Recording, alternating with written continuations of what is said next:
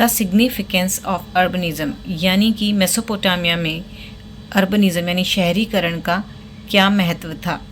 पहला है division of labour. ये हम सभी जानते हैं कि अर्बनिज़म यानी अर्बन शहरीकरण, जब लोग शहरों में आते हैं तो वो अलग अलग काम करते हैं, अलग अलग काम ढूंढने के लिए आते हैं, खेती छोड़ के आते हैं गाँव से, तो इसीलिए डिवीज़न ऑफ लेबर था, यानी हर एक का काम बटा हुआ था। For example a seal maker was not making his own tools.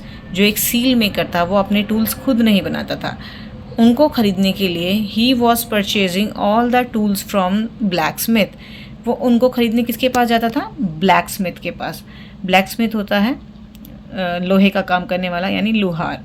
And for colourful stones the seal maker approaches the traders. और कलरफुल स्टोन्स के लिए सील मेकर जा रहा था ट्रेडर यानी अन्य व्यापारियों के पास।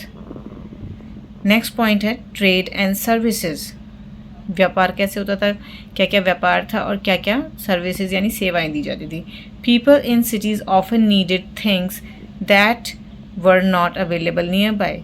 कई बार सिटी में लोगों को जिन चीज़ों की ज़रूरत पड़ती थी उनको आसपास नहीं मिलती थी।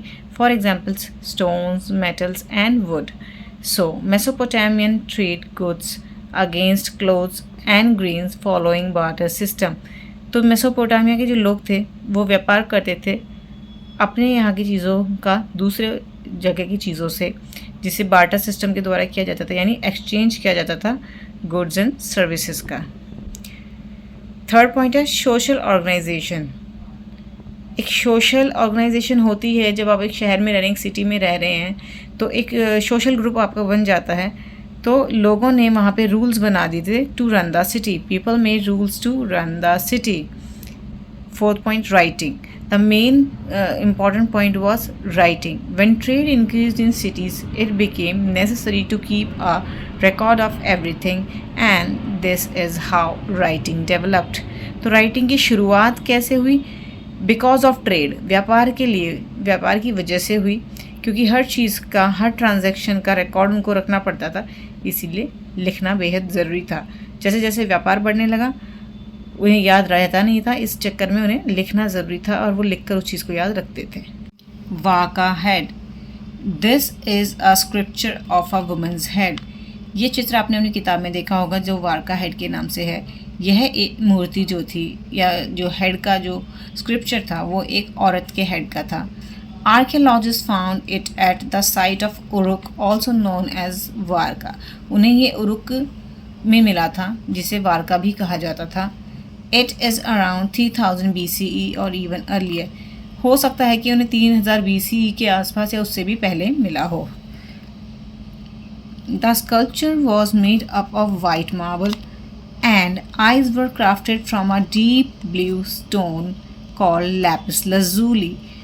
तो स्कल्पचर जो था, जो फेस जो था, मूर्ति जो थी वह वाइट मार्बल की बनी हुई थी, लेकिन जो उसकी आंखें थी वो एक डीप ब्लू स्टोन से बनी हुई थी जिसका नाम था लैपिस लजूली।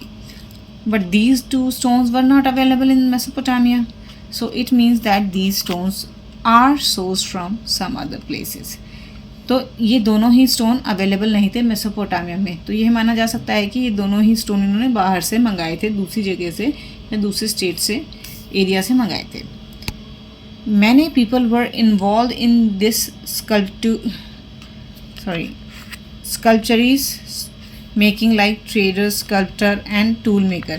तो ऐसे स्कल्पचर को बनाने के लिए काफ़ी सारे लोग मिलके लगे इसमें, उन्होंने मिलके काम किया। जैसे ट्रेडर व्यापारी था, स्कल्पटर जिन्होंने मूर्ति बनाई, मूर्तिकार, एंड टूल मेकर, टूल्स की ज़रूरत तो पड़ती ही है मूर्तिकार को, तो ये सब थे।